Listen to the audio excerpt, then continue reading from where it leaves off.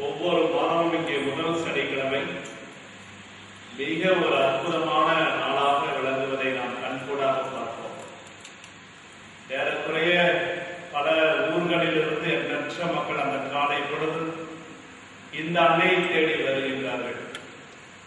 அன்று நடைபெற இருக்கும் ஜெபமாலை, திருப்பலி, நவநாள், வேண்டுதலுக்கு இதன் மத்தியிலே திருப்பலிகளுடைய முடிவிலே ஒவ்வொரு மாதமும் நடக்க இருக்கும் நற்கன்னை ஆசீர்வாதத்திலே தன்னுடைய மகனுடைய அற்புதத்தை அன்னையானவர் பரிந்து பேசி இங்கு வரக்கூடிய கண்ணீரும் கமலையுமாக வரக்கூடிய மக்களில் அந்த நற்கன்னை நேரத்திலும் திருப்பலியினுடைய மிக உன்னதமான நேரமான எழுந்தற்ற நேரத்திலும் அன்னையானவர் மகத்தான அற்புதத்தை புரிய தன்னுடைய மகனிடத்தில் பரிந்து பேசுகின்றார் என்பதை ஒவ்வொரு மாத திருப்பலியிலும் நாம் கண்கூடாக காண்கின்றோம்.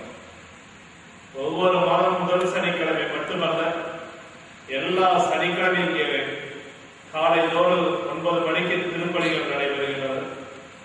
ஒவ்வொரு ஞாயிற்றுக்கிழமையும் காலை 9 மணிக்கு இங்கே திருப்பலி நடைபெறுகிறது.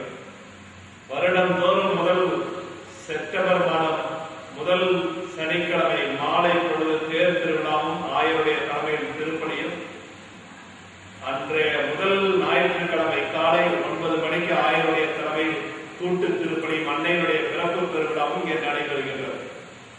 பல்லாயிரக்கணக்கான மக்கள் அன்னையை தேடி வந்து அன்னை தன்னுடைய வாழ்க்கையில் செய்த அனைத்து மகத்துவத்திற்கும் நன்றி சொல்லக்கூடிய நிகழ்வை கண்கூடாக பார்க்கின்ற பொழுது அன்னையினுடைய நடமாடுதல் இடத்தில் இருப்பதை நாம் கண்கூடாக பார்க்கின்றோம்.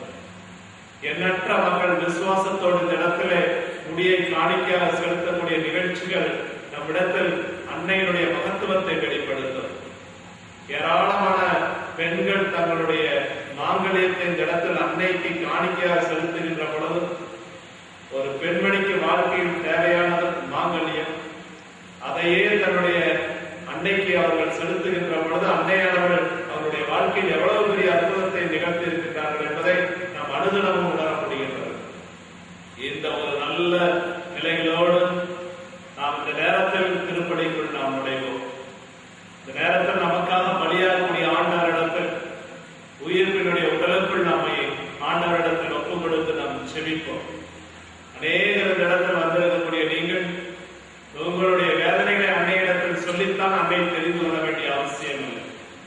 காணா ஒரு கல்யாணத்தில் அவள் புரிந்து கொண்டால் அந்த குடும்பத்தினுடைய நிலைமை, வந்திருக்கக்கூடிய உங்களுடைய எல்லாருடைய நிலைமை அன்னை தெரிந்து வைத்திருக்கின்றார்.